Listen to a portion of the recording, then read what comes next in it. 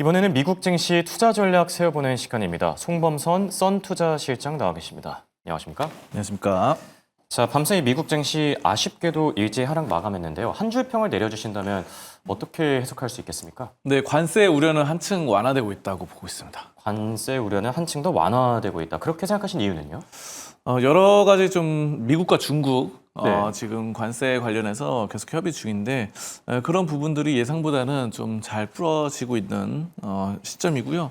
또 그 밖에도 이제 보시면은 미국 재무부가 다른 나라에도 보시면 무역 협상 이런 것들을 성실히 임하게 되면은 그렇죠. 상호 관세를 7월 9일 이후로 연장할 수 있다라고 언급을 했죠. 그렇기 때문에 유럽 연합 같은 경우 EU가 이제 50% 관세가 7월 9일입니다. 그리고 일본 같은 경우는 이 관세를 협상하기 위해서 5번 5차 협상까지 했죠. 근데 이제 6차 협상을 하고 하는데 아직 뭔가 잘 안 풀려지고 있어요. 합의점을 못 찾았다 이러고 있는데 그렇죠. 자, 그럼에도 불구하고 협상을 좀 열심히 하게 되면은 7월 9일까지는 열려 있다라고 했기 때문에 좀 다시 한번 좀 어느 정도의 이런 계기가 되지 않나. 사람들 다른 나라 국가들의 이런 것들이 열려 있는 것들로 보여지고 그래서 네. 일단은 중국이 55%로 관세가 이렇게 좀 되기 때문에 예전에 가장 높게 책정받았던 145%보다는 많이 좀 완화됐다. 이런 측면으로 보여지고 있고요. 네. 이런 점들이 전반적인 글로벌 증시에 좀 완화되는 분위기상 나스닥은 좀 하락하긴 했어요. 네. 그래서 이런 것들이 어느 정도 선반영되기도 했고 수급적인 부분들이 그동안 많이 오르기도 했었죠. 네, 그렇죠. 나스닥도 2만 포인트 전 고점 부근까지 최근에 또 회복을 했기 때문에 그렇죠. 그런 점들이 약간은 좀 쉬어가는 증시 현상을 좀 나타냈다라고 네. 보고요. 이런 점들이 그래도 전반적인 글로벌 증시에는 긍정적이다 이렇게 해석할 수 있겠습니다. 알겠습니다. 그리고 또 증시는 하락했지만 긍정적인 요인이 하나 더 있었죠. 바로 CPI입니다. 밤사이 발표된 CPI가 예상보다 낮게 나왔는데 어떻게 보셨습니까? 네, 그렇죠. 소비자 물가지수 낮게 나오면은 아무래도 인플레이션이 완화될 수 있기 때문에 네. 좀 긍정적으로 판단합니다. 그래서 예상치보다 낮게 나왔기 때문에 그래도 트럼프에게 어느 정도 명분이 생긴 게 아닌가. 계속해서 압박을 하고 있기 때문에 파월 금리 의장에게 얘기이신가요? 예. 인플레이션이 높지 않다. 그래도 그렇죠. 이제 금리 인하를 하자라고 계속해서 말을 하고 있는데 그런 부분에서 이제 어느 정도 CPI가 좀 낮게 나왔던 부분은 금리 인하를 좀 촉발시킬 수 있기 때문에 이런 점은 긍정적인 요소로 해석할 수 있을 것 같습니다. 알겠습니다. 자, 그럼 오늘 장에서 특징적인 기업들 하나씩 체크해 볼까 하는데요. 바로 첫 번째 기업, 브로드컴입니다. 실적 발표 이후에 조금 아쉽다라는 평가들이 나오긴 했지만 어쨌든 글로벌 IB들은 목표가를 일제히 올렸었거든요. 브로드컴에는 어떤 이슈들이 있었죠? 브로드컴은 가장 뭐니 해도 지금 주가가 가장 달리고 있다라는 게 특징적인 것 같아요. 네. 엔비디아도 사실 전 고점을 뚫지 못했죠. 그렇죠. 그래서 고점이 153달러인데 지금 140달러대에서 머물고 있는 엔비디아의 주가 수준이거든요. 그래서 이 전 고점을 뚫고 올라간다는 것 자체가 그만큼 힘이 느껴진다 이렇게 볼 수 있는데 브로드컴 같은 경우는 최근에 6월 4일 날 가장 좀 고점을 찍으면서 올라가고 있는 양상들이고요. 간밤 사이, 그러니까 오늘 같은 경우도 굉장히 많이 올랐습니다. 3%가량 상승을 했는데요. 다른 빅테크 반도체주들이 좀 쉬어가는 양상이었어요. 근데 그래서 나스닥이 좀 하락을 했는데 그래도 브로드컴은 긍정적인 역할로 좀 올라줬다라는 점이고 이에 따른 것들은 최근에 이제 필라델피아 반도체 지수가 올라가고 있는 양상들인데 어떤 측면이면 아까 전에 말씀드렸던 것처럼 중국과 미국이 이제 협의를 하고 있는데 중국에서는 히토류 카드를 내들었죠. 히토류를 판매를 하겠다. 그동안 이제 갈등 때문에 무역 갈등 때문에 이제 히토류 거래를 안 하겠다. 이런 식으로 나오다가 히토류를 공급하겠다. 중국은 히토류 매장량이 엄청나게 많죠. 미국이 가질 수 없는 어떻게 보면 그런 원자재 히토류가 중국에 있다 보니까 미국도 원할 수밖에 없습니다. 히토류는 여러분들이 굉장히 필수적인 자원이에요. 그래서 이런 스마트폰이라던가 노트북 이런 전자기기에 들어가는 게 또 히토류입니다. 그래서 이거를 수입을 안 할 수가 없는 비싸게라도 사와야 되는데 자 이런 점들이 좀 긍정적으로 중국 입장에서 꺼내든 카드고 미국에서는 반도체를 꺼내들었죠. 그래서 반도체 예전에 H20 판매하다가 그것도 판매하지 말라고 정부에서 말하다가 이제는 네.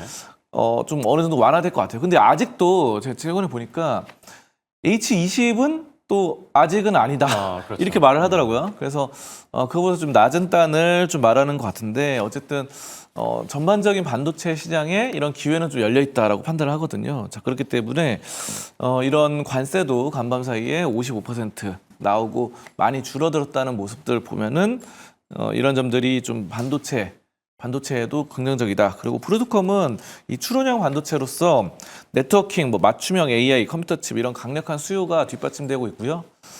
주가 수준은 굉장히 좋게 나아가고 있습니다. 그래서 저번에 이제 작년 12월에 있었던 고점 이런 것들을 좀 가뿐히 넘어섰던 최근 흐름들이기 때문에 저는 주가의 모멘텀, 파워를 봤을 때는 브로드컴이 지금 현재의 반도체 쪽에 뭐 AI 반도체 쪽에 가장 주도주가 아닌가 이렇게 좀 보고 있습니다. 알겠습니다.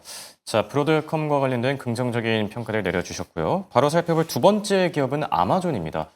최근 들어서 인도 쪽에서 입지를 굉장히 높이고 있는데 아마존은 어떤 이슈들이 있었죠?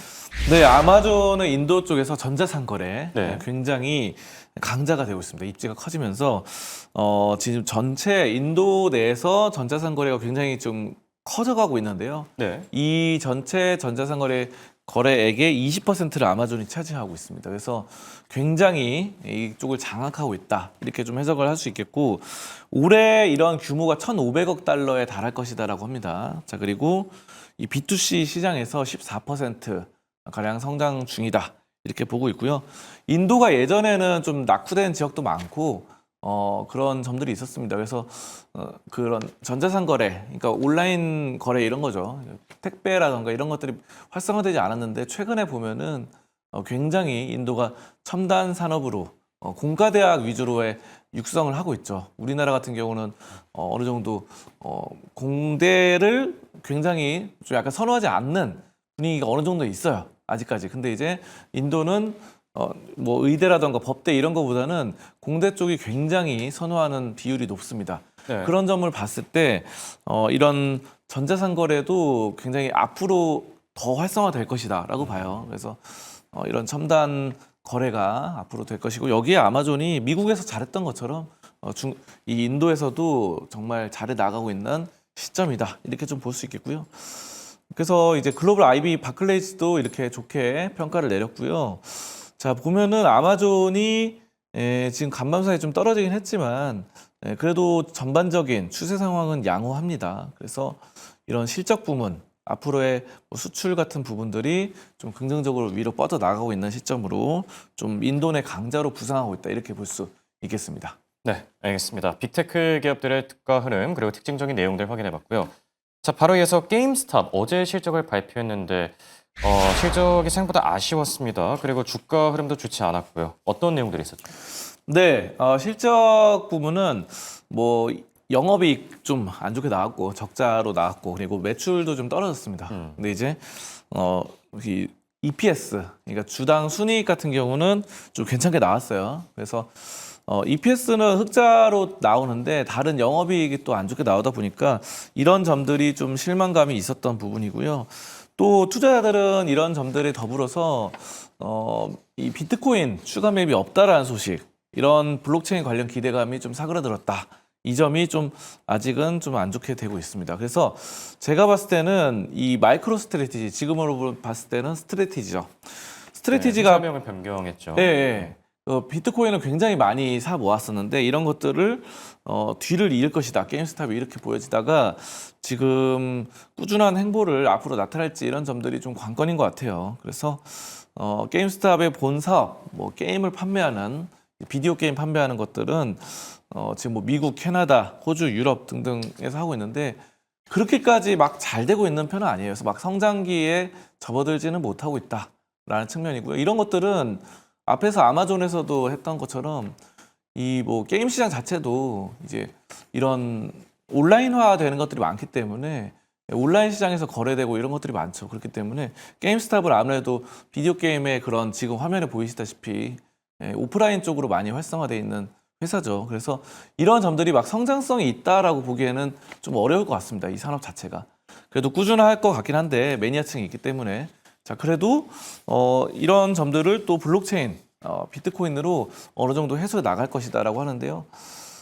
잘 할 수 있을지 모르겠어요. 그리고 이거는 비트코인의 가격이 꾸준하게 올랐을 때 해당되는 사안입니다. 그래야 이제 회사가 성장할 수 있기 때문에 이 블록체인 쪽을 강력하게 밀고 있지 않나 이렇게 좀 보고 있겠습니다. 네. 게임스탑 같은 경우에는 원래 이 비디오 게임 업체였는데 이 비트코인 관련주로 바뀌나 싶었는데 지금 좀 애매한 모습을 나타내고 있는 것 같아요. 네. 네, 게임스탑의 주가를 계속 체크해 보면 좋을 것 같고요. 자, 그다음에 썬런 오늘 장에서는 한 1% 넘게 빠졌고 지금 시간 외 거래 애프터마켓에서도 빠지고 있는데 안 좋은 악재들이 있었나요?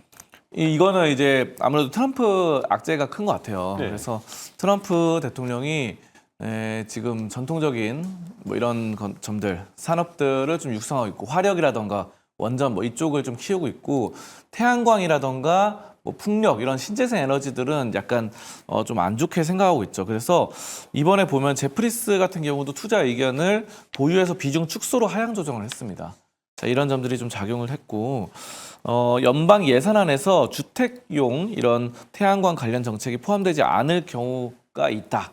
이렇게 보고 있어요. 그래서 예산을 줄인다는 거죠, 결국은. 그래서 지금 뭐 대한민국 같은 경우는 신재생 에너지 쪽으로 어느 정도 육성을 해 나가는 그런 측면이 있는데 미국 같은 경우는 그 반대죠. 신재생을 좀 줄여 나가는 이런 정책이 마련될 확률이 높습니다. 왜냐하면 이런 정책들은 전 정부였던 바이든 대통령이 많이 추구했던 그런 지향점이기 때문에 트럼프가 그 반대되는 방향으로 나아가고 있다 이렇게 보고 그리고 이제 썰런 같은 경우는 이렇게 좀 하락을 했는데 수익성 역시 아직 좀 적자를 기록 중입니다. 그래서 지금 봤을 때는 아직은 좀 고려해 봐야 될 시점이다 이렇게 보고요. 주가 수준은 아직 뭐 큰 추세를 이루진 못하고 있습니다. 그래서 여기 보시면은 20일 이동평균선 이 노란 선 여기를 좀 돌파하지 못하고 있는 약간의 답보 상태에 나타나고 있다 이렇게 좀 볼 수 있겠거든요. 그렇기 때문에 이 노란 선을 좀 돌파하는지 여부 관건을 좀 체크해 나가면서 우리가 좀 지켜봐야 된다 이렇게 보겠습니다. 네. 자, 그리고 끝으로 오늘장 관심주를 꼽아주신다면 어떤 기업 눈여겨보면 좋을까요? 네, 아이온큐 보겠습니다. 아이온큐 어떤 모멘텀이 있죠? 그렇죠. 이 젠슨 왕, 이 엔비디아 CEO가 이 양자 컴퓨터 분야가 전환점을 맞이하고 있다라고 하면서 예전에 했던 말과는 좀 반대되는 언급을 하고 있죠. 그래서 예전에는 양자 컴퓨터가 거품이다 이런 식의 발언을 했죠. 그래서 20년, 30년 걸린다 이렇게 했는데 오늘은 또 긍정적으로 말을 했습니다. 그래서 굉장히 또 전환점을 맞이하고 이런 뉘앙스는 약간 그런 양자 컴퓨터가 도입되는 시기가 시기적으로 좀 빨라질 것이다라는 그런 뉘앙스가 아닌가 싶어요. 그래서 이에 따라서 양자 컴퓨터 관련주가 일제히 동반 강세를 보였죠. 간밤 사이에 어떤 것이냐면은 아이온큐가 가장 사실 대장주고 이 퀀텀 컴퓨팅 그리고 리게티 컴퓨팅 이렇게 리게티와 세 가지 종목들 다들 좀 좋게 나타났는데요. 이 중에서도 저는 그래도 대장은 아무래도 양자 컴퓨터에서는 아이온큐인 것 같아요. 확실히 규모 면도 그렇고 회사의 그런 가치라던가 앞으로의 전망도 왜냐하면 양자 컴퓨터 산업이 성장해도 결국은 몰락하고 없어지는 회사도 많거든요. 사실은 도태될 수 있어요. 경쟁사한테 밀려가지고 산업은 성장해도 경쟁사가 파이를 다 차지해 버리면은 근데 저는 그 파이 싸움에서 가장 큰 파이를 차지할 것은 아무래도 아이온큐가 되지 않을까. 물론 뭐 구글이나 이런 거는 제외하고 말입니다. 구글의 뭐 양자 컴퓨터 이런 것들은 압도적이죠. 근데 이제 그거보다는 중소형 기업 중에서는 아이온큐가 좀 그 파이를 많이 차지하지 않을까 싶고요. 그래서 저는 이런 점들이 지금 어느 정도 추세도 완화되어 가고 있어요. 아이온큐가. 그래서 이런 점들에서 아이온큐가 40달러를 가뿐히 좀 지켜줄 것이다. 이렇게 좀 보고 있습니다. 알겠습니다. 자, 오늘장 관심주까지 잘 들어봤습니다. 지금까지 도움 말씀의 송범선 실장이었습니다. 감사합니다. 감사합니다.